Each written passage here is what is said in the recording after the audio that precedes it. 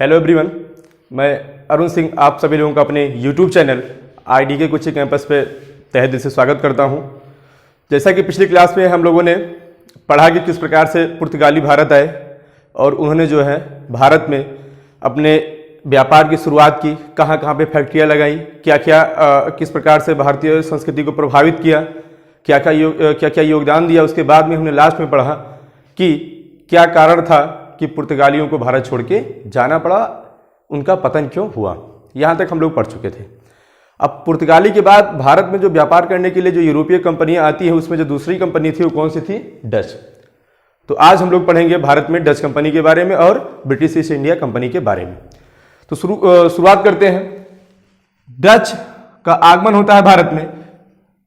जो डच होते थे, ये हॉलैंड, वर्तमान का नीदरलैंड के लोगों को डच के नाम से जाना जाता था। ठीक है, पहले हॉलैंड नाम हुआ, उसके बाद में वर्तमान में क्या है? नीदरलैंड। तीनों एक ही है, कंफ्यूज मत होइएगा, हॉलैंड, नीदरलैंड या फिर डच। ये भारत आते हैं। होता क्या है कि 1602 ईस्वी में 1602 ईस्वी में डच ईस्ट इंडिया कंपनी की स्थापना होती है, जिससे हम कहते हैं VOC यानी वेरिनिगे ओस्ट इंडिसे कंपनी। इसका फुल फॉर्म है VOC का, वेरिनिगे ओस्ट इंडिसे कंपनी, या इसी को ही कहा जाता है डच ईस्ट इंडिया कंपनी के नाम से भी जाना जाता है। इसकी स्थापना कब होती है? 1602 ईस्वी में। अब जब डचों ने देखा कि जो है पुर्तगाली भारत पर गए और भारत से व्यापार के इतनी मात्रा में उनको जो है बेनिफिट फायदा मिल रहा है, तो क्यों ना जो है हम भी भारत में जाएं और एक प्रकार से जो है अपना व्यापार शुरू करें, है ना, हम और मजबूत बने। तो 1602 ईस्वी में क्या हुई?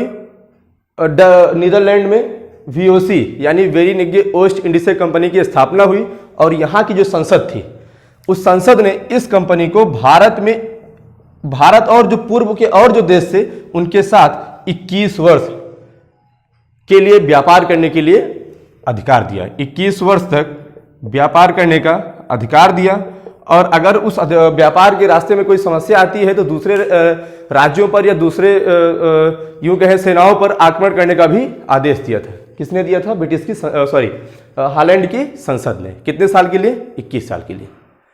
फिर इसके बाद देखेंगे, अच्छा यहीं से आपसे एक सवाल है। सवाल यह है कि आपको यह बताना है कि भारत आने वाला पहला डच नागरिक कौन था, यानी हॉलैंड से, नीदरलैंड से सबसे पहला नागरिक कौन था जिसने भारत की यात्रा की। ठीक है, फिर इसके बाद देखेंगे कंपनी की स्थापना हो जाने के बाद जब डच भारत आते हैं, तो डच जो भारत आते हैं, इन्होंने अपनी पहली फैक्ट्री कहाँ लगाते हैं? 1605 ईस्वी में। 1605 ईस्वी में मसूलीपत्तनम। कहाँ लगाते हैं जी? मसूलीपत्तनम। आइए इस चीज को मैप के सहारे से समझते हैं, उससे जो है बेहतर तरीके से समझ में आएगा, है ना, कि कहाँ पे मसूलीपत्तनम है, क्योंकि इन सब चीजों की आवश्यकता भी आगे पड़ेगी। तो मैप के सहारे समझने का प्रयास किया जाए तो देखेंगे कि 1602 ईस्वी में कंपनी की स्थापना हुई, वेरिनिगे ओस्ट इंडिसे कंपनी के नाम से। फिर आप देखेंगे कि ये भारत आपका है, ठीक है जी।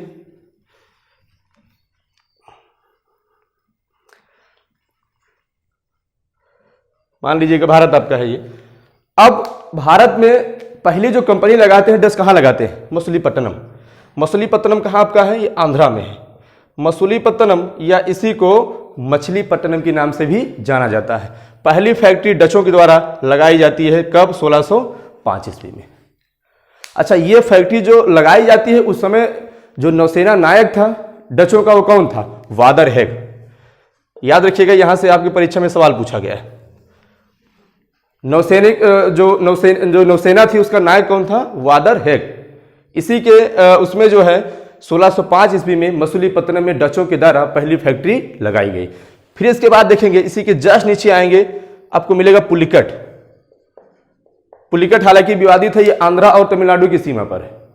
ठीक है, तो 1605 ईस्वी में मसूलीपत्तनम में फैक्ट्री लगाते हैं। उसके बाद पुलिकट में 1610 ईस्वी में दूसरी फैक्ट्री कहाँ लगाते हैं? पुलिकट में।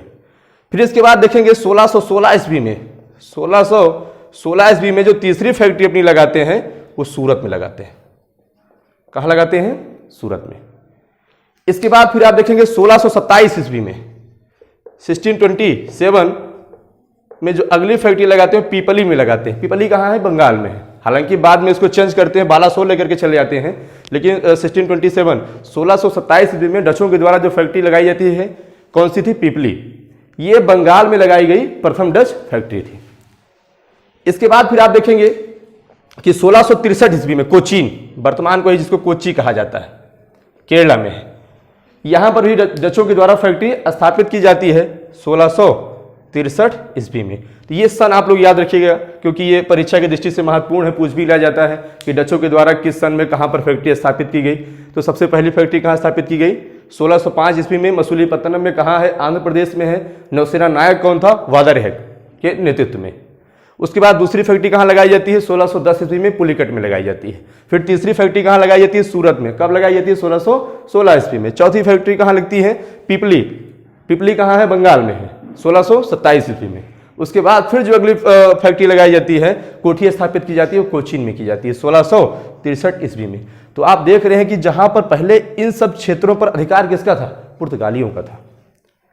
यहां पर जो व्यापारिक कोठी थी किसकी थी? वो पुर्तगालियों की थी। लेकिन डचों ने क्या किया? पुर्तगालियों को पराजित किया, उनसे लड़ाइयां हुई, और लड़ाई होने के बाद में जो जहां पर पुर्तगालियों का अधिकार था वहां से उनको भगाए और उनके स्थान पर स्वयं अधिकार कर लिया।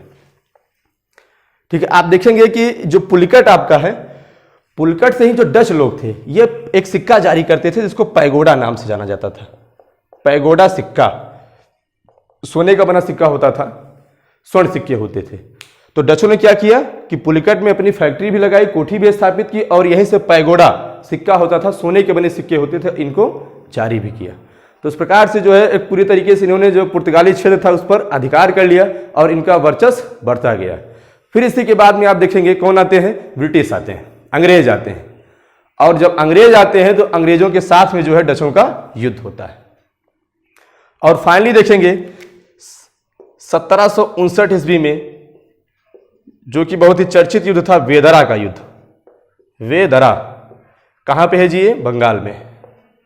स्थान भी याद रखिएगा किस जगह पे है ये। बेदरा कहां है? बंगाल में है। तो 1759 ईस्वी में बेदरा का युद्ध होता है, और किसके किसके बीच लड़ा गया था, यहां से भी परीक्षा में सवाल पूछा गया है कि बेदरा का युद्ध कब लड़ा गया था, किसके किसके बीच लड़ा गया था।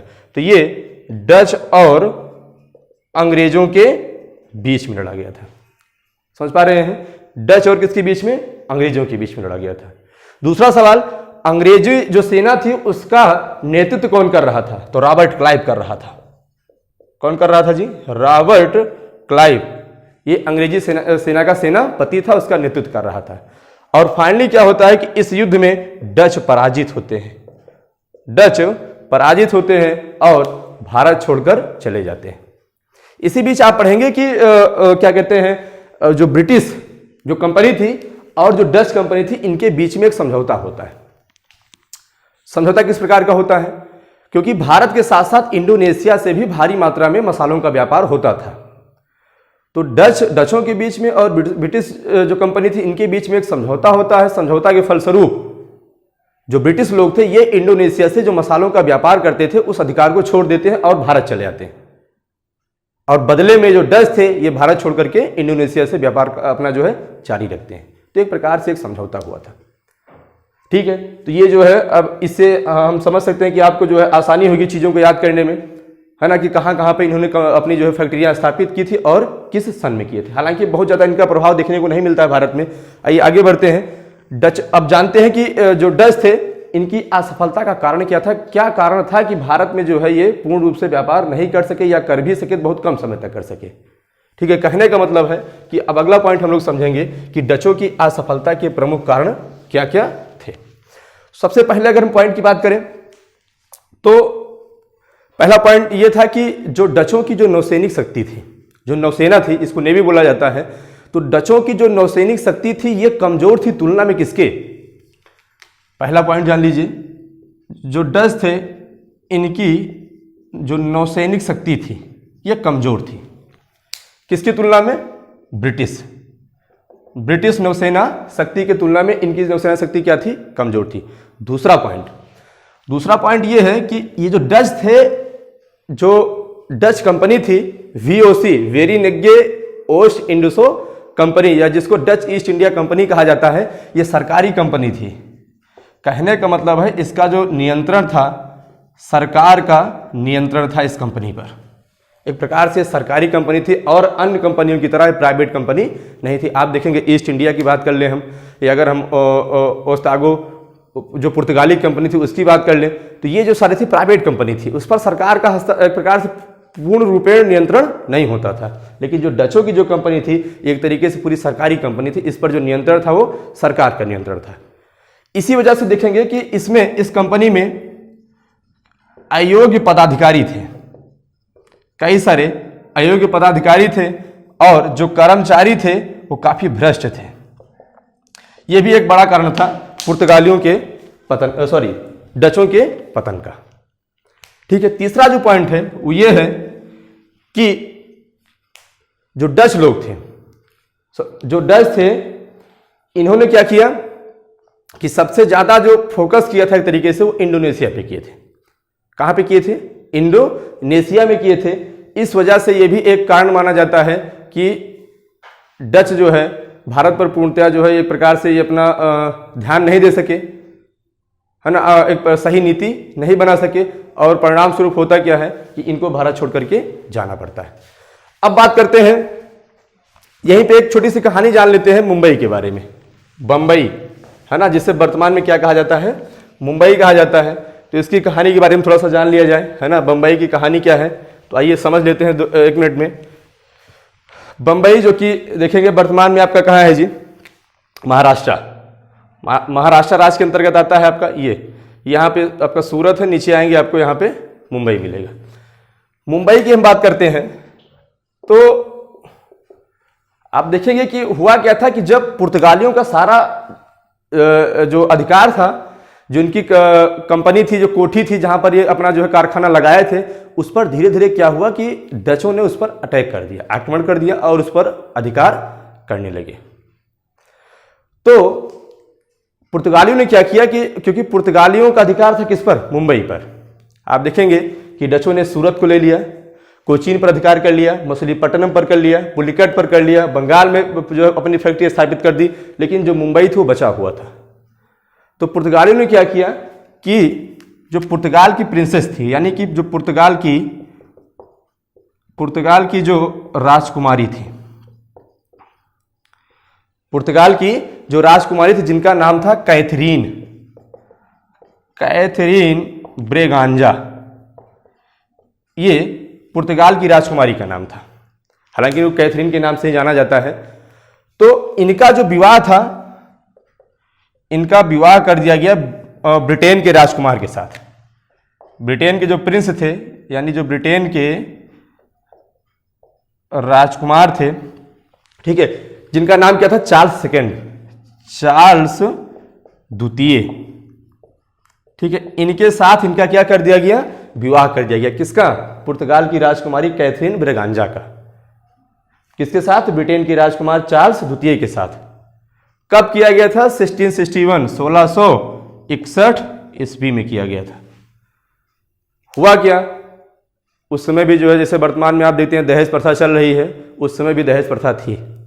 तो पुर्तगालियों ने क्या किया, कहा मुंबई तो हमारे हाथ में रहने वाला है नहीं, इसको तो जो है छीन ही लेंगे डच हमसे। तो इन्होंने क्या किया कि मुंबई को दहेज के रूप में, किसके रूप में, दहेज के रूप में किसको दे दिया, ब्रिटेन को दे दिया। यानी जो ब्रिटेन के राजकुमार थे जिनका नाम क्या था, चार्ल्स सेकंड, इनको दे दिया।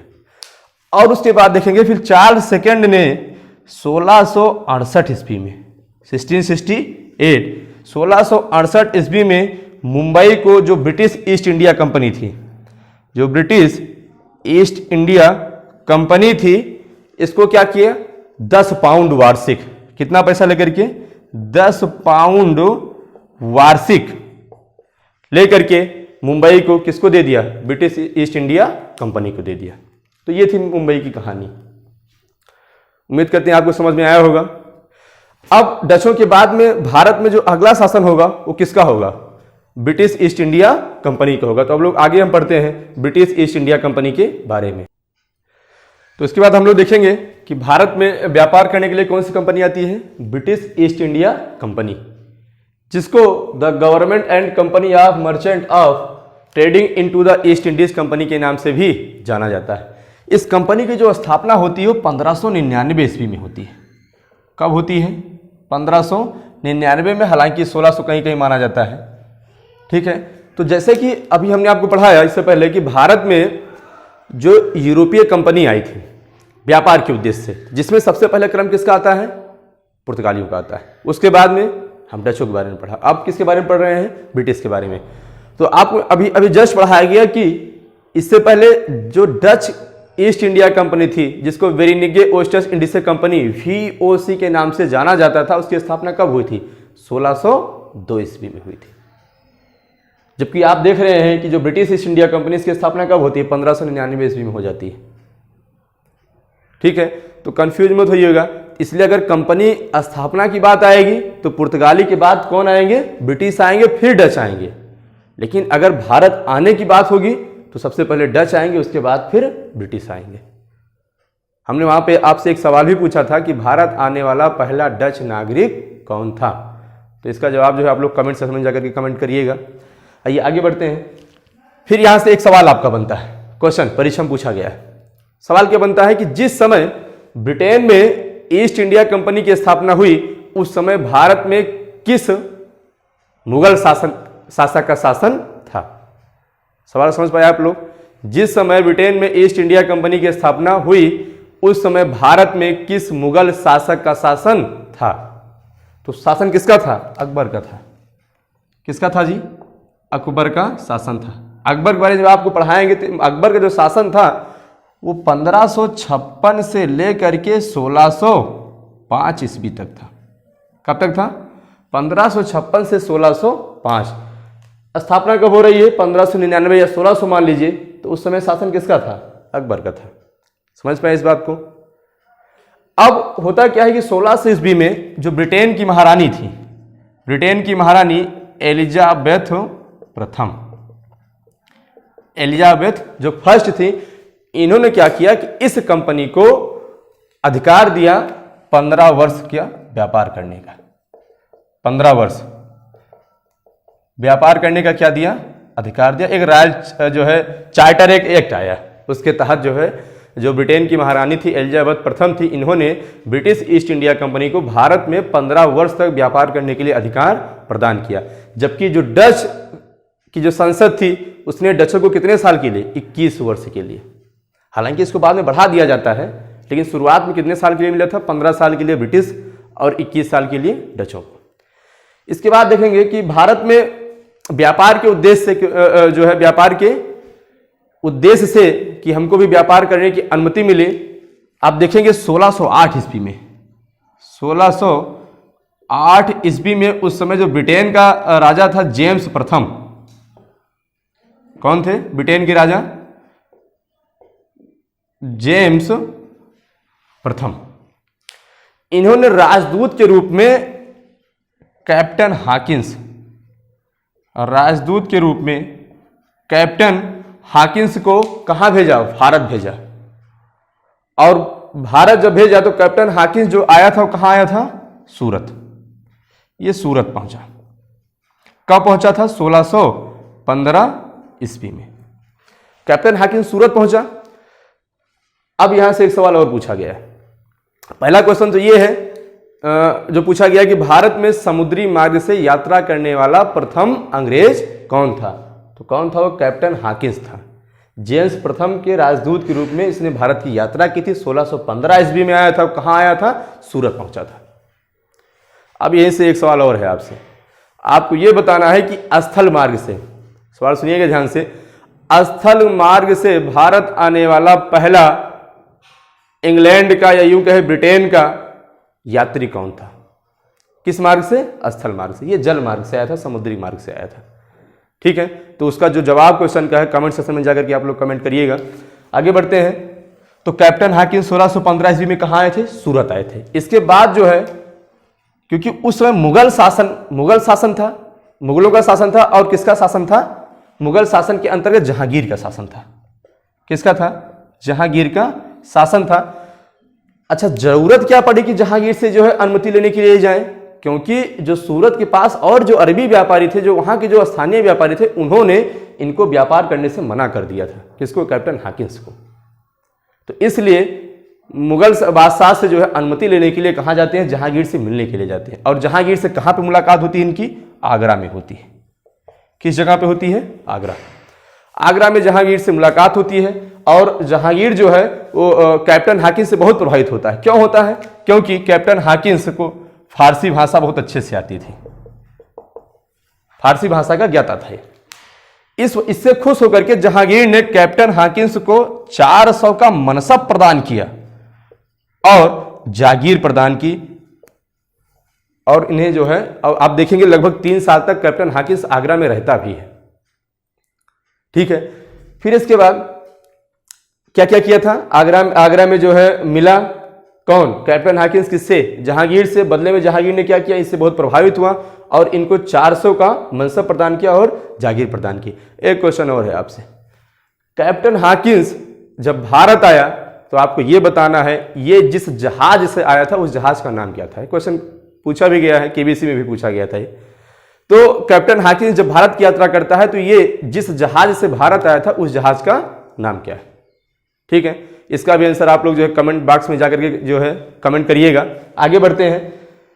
उसके बाद फिर देखेंगे होता क्या है कि किस क्रमबद्ध तरीके से जो ब्रिटिश व्यापारी थे ये किस प्रकार से एक के बाद एक जगहों पर अपनी जो है व्यापारिक कंपनी स्थापित करते हैं, कहां कहां पर स्थापना करते हैं। आइए इसके बारे में समझा जाए मैप के माध्यम से, है ना, मानचित्र के माध्यम से समझा जाए कि कहां पर कैसे कैसे जो है ये भारत में फैक्ट्री की स्थापना करते हैं। तो सबसे पहले अगर हम बात करें तो ब्रिटिश यानी जो ब्रिटिश ईस्ट इंडिया कंपनी थी, इसने सबसे पहले जो अपनी कंपनी स्थापित की थी, सबसे पहली जो कंपनी लगाई थी मसूलीपट्टनम में लगाई थी। कहाँ लगाई थी? मसूलीपट्टनम में लगाई थी। और मसूलीपट्टनम है कहाँ? आंध्र प्रदेश में, भी आपको बताया गया। कब लगाई थी? 1611 ईस्वी में। ध्यान दीजिएगा, कब लगाई थी? 1611 ईस्वी में। और यहां पे जो फैक्ट्री लगाई थी ये अस्थायी नहीं थी, टेम्परेरी थी, यानी अस्थायी फैक्ट्री थी। यहां से भी क्वेश्चन आपको बहुत कंफ्यूज करता है कि अंग्रेजों ने सबसे पहले अपनी जो है भारतीय जो अपनी कोठी थी, है ना, या व्यापारी जो उसकी जो स्थापना कहाँ पे की थी? तो कहाँ किए थे? मसूलीपट्टनम में जो लगाया था ये अस्थायी फैक्ट्री थी। कैसी थी ये? अस्थायी थी।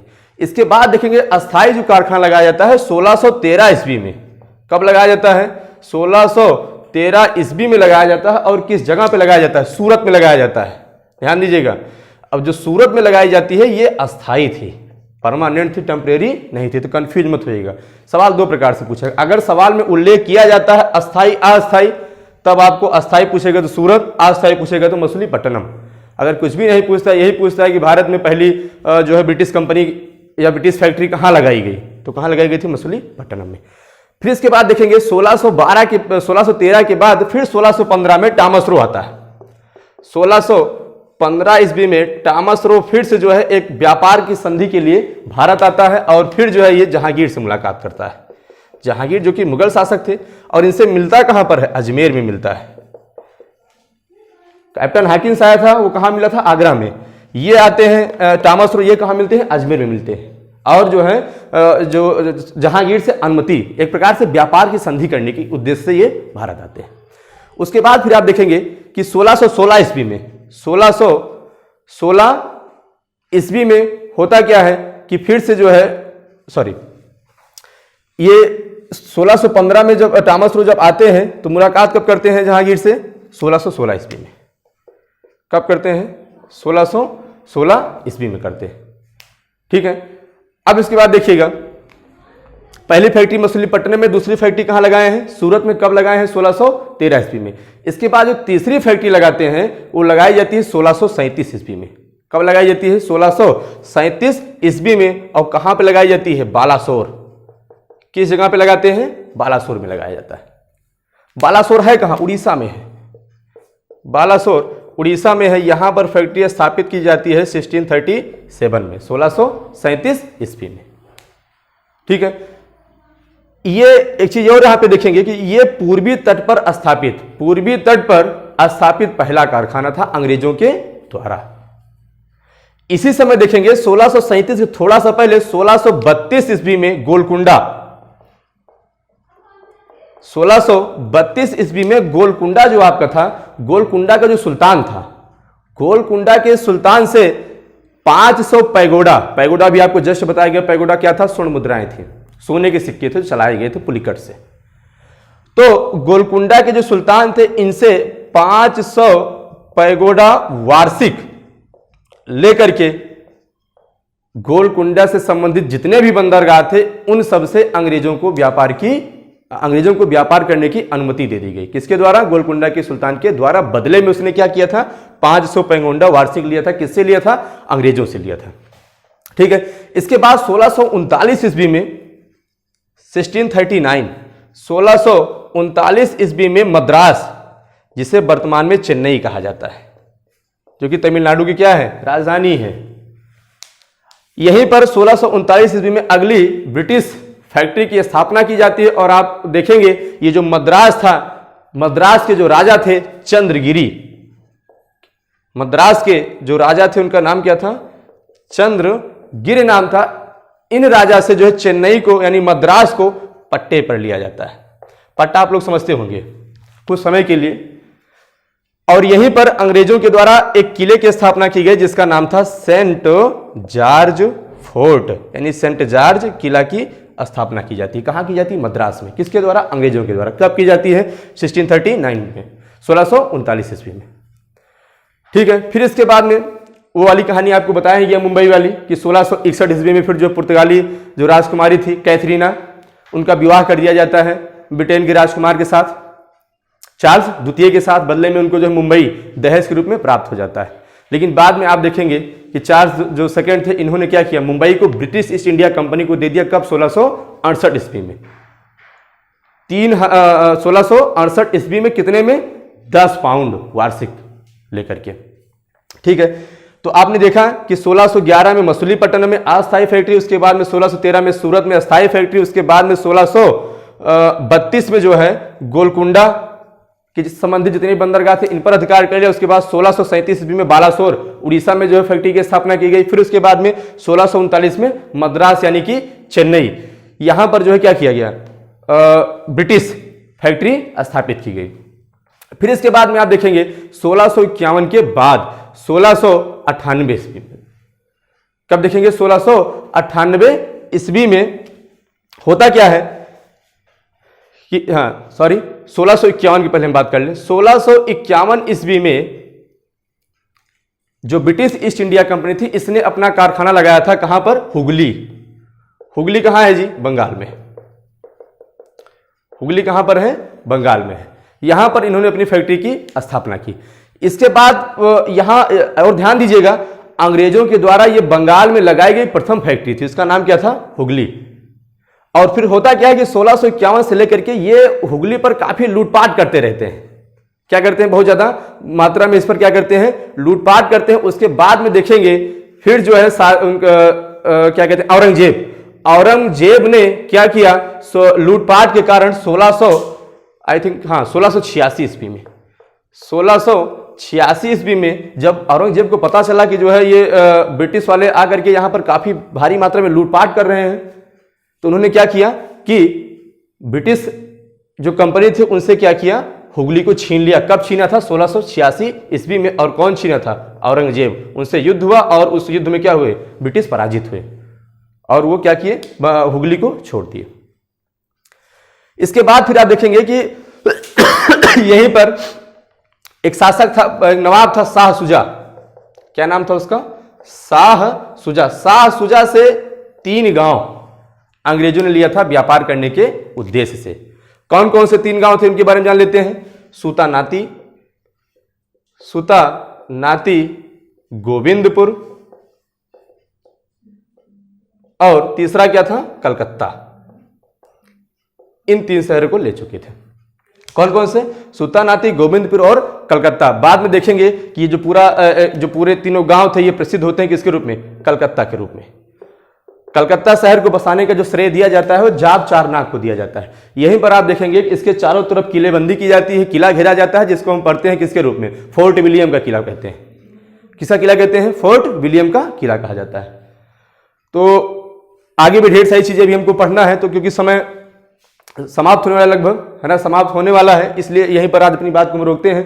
कल की क्लास में जो है इसके बारे में विधिवत तरीके से फिर से आपको बताया जाए किस प्रकार से जो है अंग्रेजों ने अपनी कंपनियां स्थापित की। फिर उसके बाद में भारतीय जो न्याय व्यवस्था थी उसको किस प्रकार से प्रभावित किए। ठीक है, ओके, थैंक यू क्लास।